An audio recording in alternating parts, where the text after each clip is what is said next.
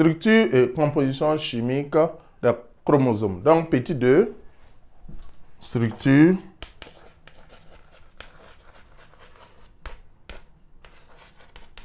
et composition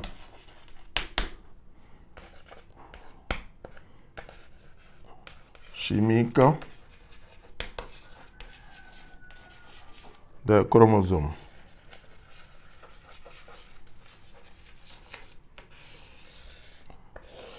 Donc, petit a, structure.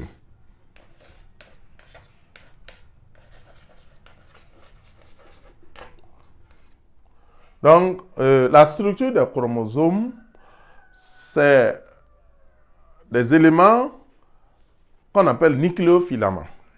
Les chromosomes sont constitués de nucléofilaments qui changent d'état d'un moment à l'autre. C'est-à-dire, lorsque la cellule est dans un état hors division cellulaire, on appelle ça interphase, les nucléofilaments sont décondensés, sont dispersés. Et les chromosomes, donc, vont être pratiquement invisibles. Donc, on ne peut pas les observer en ce moment au microscope photonique. Mais au moment de la division, ces nucléofilaments vont se condenser, voilà, se comprimer et devenir massifs. En ce moment, ils sont visibles au microscope photonique. Et lorsqu'on les voit, ça veut dire que la cellule est en train de commencer la division cellulaire. Voilà, puisque en interphase, les nucléofilaments vont être dispersés. Donc, ici, la structure des chromosomes, les chromosomes sont constitués de nucléofilaments. Voilà, des filaments, des noyaux si vous voulez, qui peuvent se condenser ou se décondenser. Et cette condensation ou cette décondensation va se faire en fonction de l'état de la cellule. Si la cellule est en interphase, les nucléofilaments sont décondensés, dispersés et les chromosomes disparaissent si vous voulez. Ils sont difficiles à observer, même à microscope photonique. Par contre, au moment de la division de la cellule, il y a à partir déjà de la fin interphase, début prophase, les nucléofilaments commencent à se condenser et les chromosomes deviennent visibles. Donc, ils vont prendre une forme donc, en bâtonnet, qui a une forme donc, métacentrique par la suite qu'on va bien observer au niveau donc, de la métaphase. Voilà, donc, on peut retenir donc, que les chromosomes sont constitués de nucléofilaments. Et ces nucléofilaments se dispersent pendant l'interphase et sont rendant le chromosome pratiquement invisible. Et en début de mitose, ces nucléofilaments vont se condenser et vont rendre les chromosomes visibles, voilà, qui vont permettre d'observer les formes qu'on a vues, formes en bâtonnet, et formes métacentriques, formes en V, etc., etc. Donc voilà ce qu'on peut dire sur la forme. Donc, petit b, on va parler donc de la composition chimique.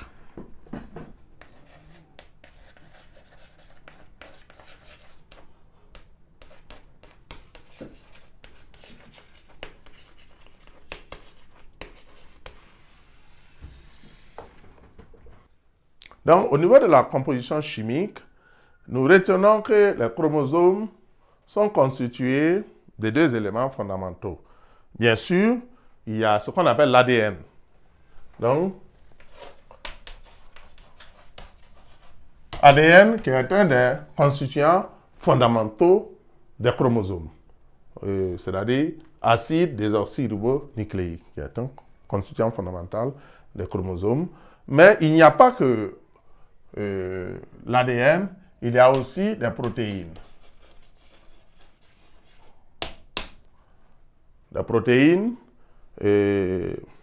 qui sont donc des éléments constitutifs donc, des chromosomes sur le plan, bien sûr, composition chimique. Donc, on a l'ADN et les protéines qui se mettent ensemble donc, pour constituer donc, les chromosomes. Donc, voilà donc fondamentalement l'ADN, on a vu ça en première. acide désoxyribonucléique qui est quand même l'élément fondamental. C'est pourquoi les chromosomes sont des supports de l'ADN. C'est des éléments de la cellule qui se trouvent dans le noyau et qui vont transporter donc l'ADN. Mais il y a des protéines qui sont incorporées pour rendre fonctionnel donc bien sûr les besoins de l'ADN, notamment comme on l'a vu au niveau de la transcription. Donc il va intervenir. Donc nous retenons que sur le plan donc chimique, composition chimique, nos protéines donc comportent de l'ADN, mais aussi des protéines qui portent le nom de histones. Voilà, des protéines appelées histones, voilà, qui sont riches en arginine et en lysine aussi. Voilà. Donc voilà ce qu'on peut dire sur la composition chimique des chromosomes. Voilà, donc ADN et protéines. Protéines appelées histones. Voilà, riches en lysine et en arginine. Donc nous allons passer au schéma et essayer donc d'approfondir nos explications avec des images à l'appui et ça va peut-être aider dans la compréhension des notions que nous avons tout de suite développées. Donc ici, nous avons un chromosome métaphasique, bien sûr, et vous voyez les deux chromatides, ça veut dire que c'est un chromosome constitué de deux chromatides, et réunis ici par ce qu'on appelle le centromère, voilà, qui est une construction primaire. Normalement, il y a une deuxième construction appelée construction secondaire qu'on a ici. Voilà, donc vous avez donc la forme, vous voyez qu'il y a la forme donc ici, qui est chromosome, donc comme je l'ai dit, métacentrique. Donc ici, vous avez ici des protéines, des enfilements donc de protéines enrôlées donc à notre chromosome qu'on a ici agrandi. Vous voyez ici, on appelle squelette protéique, donc qui certainement va jouer un rôle, donc qui peut se mettre sous forme de fil qu'on a essayé de dérouler ici. Vous voyez, on a parlé donc de nucléofilaments. Et comme on l'a dit, c'est l'état déroulé donc de ce qui est condensé ici. Voilà, qu'on retrouve ici. Donc voici donc la forme métaphasique, voilà, des chromosomes, donc qui sont constitués de deux chromatides et réunis par un centromère. Voilà, le centromère, c'est donc la partie qui permet aux deux chromatides là de s'unir, donc de s'associer. Et vous avez donc des constructions, donc centromère appelé construction primaire, et vous avez également des constructions secondaires qui se trouvent vers la fin.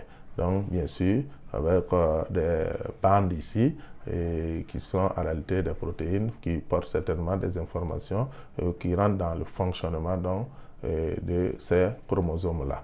Donc voilà ce qu'on peut dire, et qui sont sous forme condensée ici, mais qu'on a essayé de dérouler. Et vous voyez qu'on parle en ce moment des nucléofilaments qui sont là et qui vont donc permettre, et bien sûr, une fois déroulés, donc de donner la forme décondensée donc des chromosomes, qui ici bien sûr se trouve sous une forme condensée. Voilà donc ce qu'on peut dire donc sur nos chromosomes, voilà, qui peuvent se retrouver à l'état condensé.